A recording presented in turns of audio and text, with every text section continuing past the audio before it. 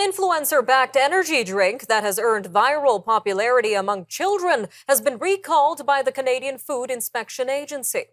Prime Energy Drink is facing scrutiny from lawmakers and health experts on both sides of the border over its potentially dangerous levels of caffeine.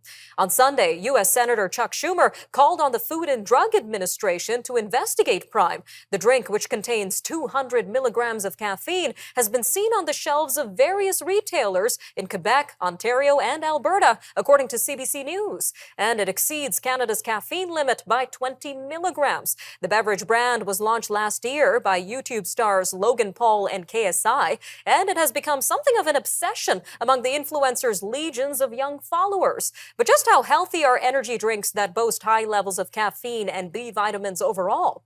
Joining us now to give us a deeper look into the health impacts of not only Prime, but other energy drinks on the market is Dr. Abhishek Raut, Medical Director at Appletree Medical Group. Dr. Raut, welcome back to Forum Daily. Pleasure to be here. So some very high levels of caffeine in this Prime energy drink, Dr. Raut. And what's concerning is we're seeing a lot of little children online, these viral videos of children drinking this product. So let's get into this. Just how dangerous are these levels of caffeine for children in particular? Well, I think Senator Schumer's concerns about that high caffeine level for Prime energy drinks is actually very valid. What we're seeing is very young children and young followers having it. And that excessive caffeine intake can cause a lot of significant issues for them. Their bodies are more sensitive to the effects of caffeine compared to adults. So when consumed in excess, what you can see, elevated heart rate, high blood pressure, nervousness, irritability, and difficulty sleeping. The problem is because they're children, they may not be able to tell you about these symptoms or communicate that discomfort effectively. So because of that, really parents, educators, and healthcare professionals really need to follow up on how much they are consuming so we know exactly what's going on. All right, Dr. Raut. And what about adults? We know that Prime energy drink has 200 milligrams of caffeine, 20 more milligrams than what is recommended in Canada. So what kind of effect could this have on just the average adult? Yeah, so we can see things very similarly. So a high heart rate, high blood pressure, jitters, anxiety, definitely digestive issues, and a lot of difficulty sleeping as well. Many individuals are very sensitive to caffeine as well. So you'll see issues with the heart as well, palpitations, and even gastrointestinal disorders, all coming from these adverse effects there. So something to keep in mind. Definitely something to keep in mind. Now, meanwhile, other popular energy drinks have been on the market for years. So can you give us a deeper understanding of how these other drinks work and deliver their energy-inducing effects?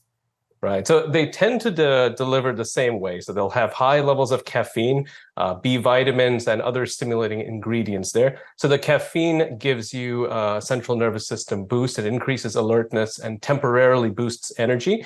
The B vitamins like B12 and niacin, they play a role in energy metabolism, and they can alert that perception of energy there. And then usually the energy drink will contain something else like sugar, for instance. So a high sugar content can temporarily give you that energy spike, but later on give you a crash as well. And of course, can contribute to weight gain as well.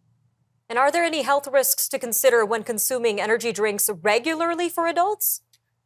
Yeah, I think there are a few concerns if we're talking about regular usage. Of course, you're going to look at high blood pressure. If your pulse and blood pressure are chronically elevated, that's essentially high blood pressure. We're going to see dehydration. We're going to see chronic sleep disturbances, and not to mention the interactions with all the other medications or existing health conditions you might have. So when looking at it in that context, certainly regular use would not be recommended. Some very concerning information there, Dr. Raut. Now, are there any alternatives to energy drinks for people to consider if they need a quick boost in energy? Right. So this is a very good topic to look at. So there are certainly natural options to give you more sustainable energy there. Looking at consuming a nutritious snack with a combination of, let's say, complex carbohydrates and protein, banana with almond butter or Greek yogurt with berries, it can give you a steady release of energy instead of this huge spike up and down. Also looking at physical activity, short walks or stretching can certainly help improve blood flow and improve alertness as well. All right, Dr. Raut, a quick 30 seconds left here, but if you could leave us with one piece of advice for the many people, including some people on my team who may be too big of a fan when it comes to energy drinks, what would it be? Okay, well, let's be frank here. No news station or no hospital will survive without caffeine.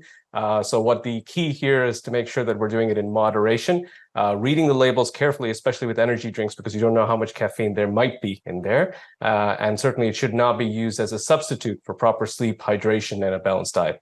All right, Dr. Raut, thank you again for your time today. Okay, thanks so much.